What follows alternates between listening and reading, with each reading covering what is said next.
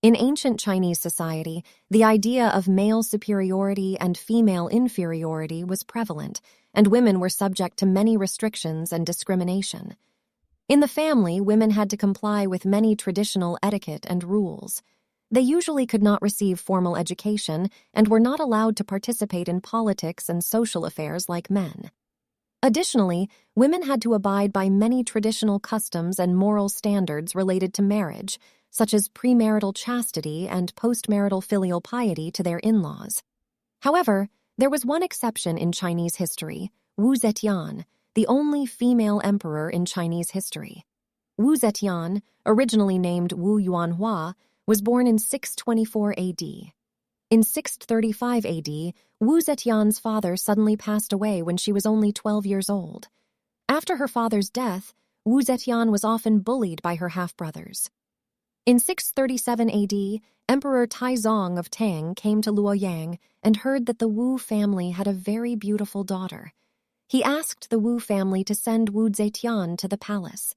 Wu Zetian's mother was very upset because she thought the palace was a dangerous place. But Wu Zetian, who was born smart and bold, went to her mother and said, "How do you know that serving the emperor in the palace is not a good thing?" At the age of 14, Wu Zetian entered the palace. When Emperor Taizong saw Wu Zetian, he found that she was as beautiful as rumored, with an irresistible charm between her eyebrows. He named her Wu Mei. Although Wu Zetian was very beautiful, the emperor had 122 wives and concubines, plus she was young, so she did not receive much attention.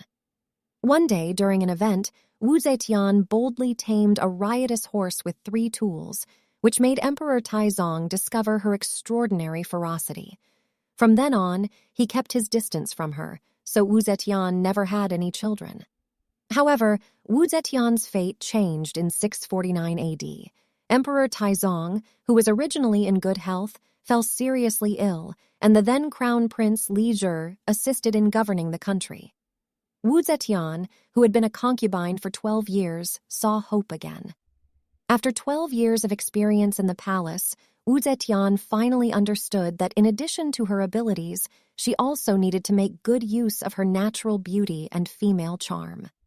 Historical records show that Tang Gaozong, who was still a prince at that time, entered the palace to take care of his father and ran into Wu Zetian wearing a pomegranate skirt.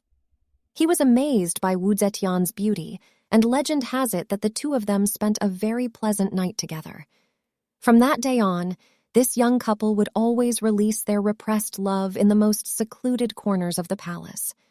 Not long after they fell in love, Emperor Taizong passed away.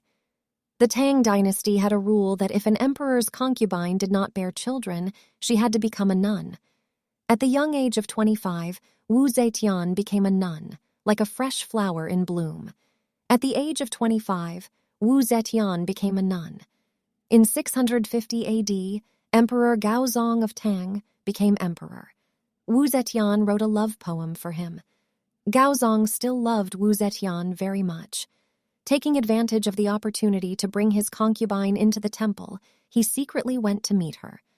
When Queen Wang learned of their affair, she was not angry, but asked Wu Zetian to return to the palace to help her resist concubine Xiaoshu. However, in the ensuing power struggle, Queen Wang and concubine Xiaoshu were both killed in the end. After 18 years of struggle, Wu Zetian finally jumped from the concubine of Tang Taizong to the queen of Tang Gaozong. After the death of Empress Wang and concubine Xiaoshu, Gaozong's health began to deteriorate. In order to help him, Wu Zetian began to attend court affairs with him and proved her ability to handle government affairs. In 674 AD, she implemented a new policy of encouraging agriculture and animal husbandry while lowering taxes to ensure that people had jobs and food.